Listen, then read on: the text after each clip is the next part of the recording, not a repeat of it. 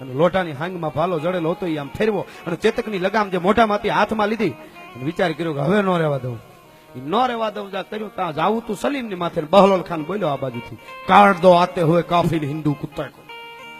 ક્ષત્રિયોએ કોઈ દી કોમવાદ કર્યો જ નથી. કોમવાદ કરે એને ક્ષત્રિય ન કહેવાય. ક્ષત્રિયો કોઈ દી કોમવાદ કે મુસલમાનને માર્યો એવું છે જ નહીં હજી સુધી. કોઈ કે તો ખોટી વાત છે કે ભાઈ આ મુસલમાનને તમે અપમાન કરો છો આની વાત, એવું છે જ નહીં. પણ કોમવાદ ઉભો કરવા માટે બહલોલ ખાન બોલ્યો ને એટલે રાણાને થયું કે હવે આને મારી નાખવો જોઈએ. જેને જેને આ દેશમાં પોતાની એકતા કરીને કોમવાદ ઉભો કર્યો ને એને ક્ષત્રિયોએ કોઈ દી જીવતો રહેવા જ નથી દીધો. પછી ગમે એ હોય કોમવાદ ઉભો કર્યો એ ગયો. સરકારને તો વાર લાગે. હા, અને મેં આ વાત કરેલી જુનાગઢમાં 3 વર્ષ પહેલા મારો પ્રોગ્રામ ટૂંકમાં યાદી થઈ એટલે કહી દઉં. પ્રોગ્રામ હતો અને કોર્ટમાં પ્રોગ્રામ રાખેલો. ધ્વજવંદન કર્યા પછી 15મી ઓગસ્ટ હતી. 3 વર્ષ હજી લગભગ થયા છે.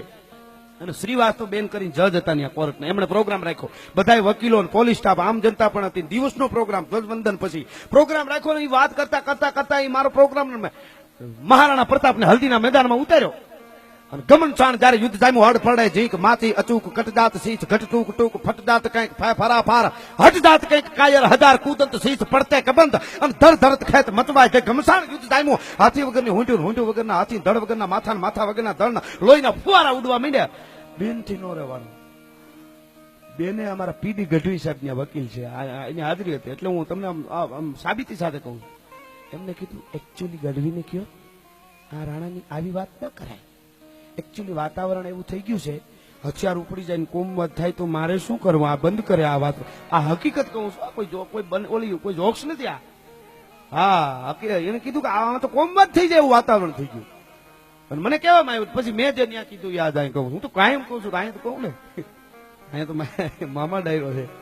અને પછી મેં કીધું બેનની વાત સાચી છે, આવી વાત ન કરાય, કોમવાદની વાત ન કરાય. બહુ સાચી વાત. અમે ચારણ કોમવાદની વાત કરી નહીં. કોમવાદની વાત કરી ચારણના પેટનો ન હોય. હું ન્યા સુધી કહું છું.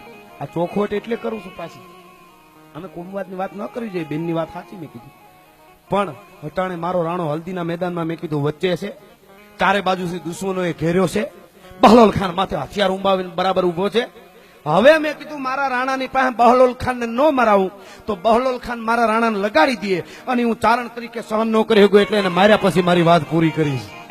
રાત જુનાગઢની કોર્ટમાં જજની સામે મારા રાણાએ બહલોલ ખાનને ઊંધે કાઢી નાખ્યો. 302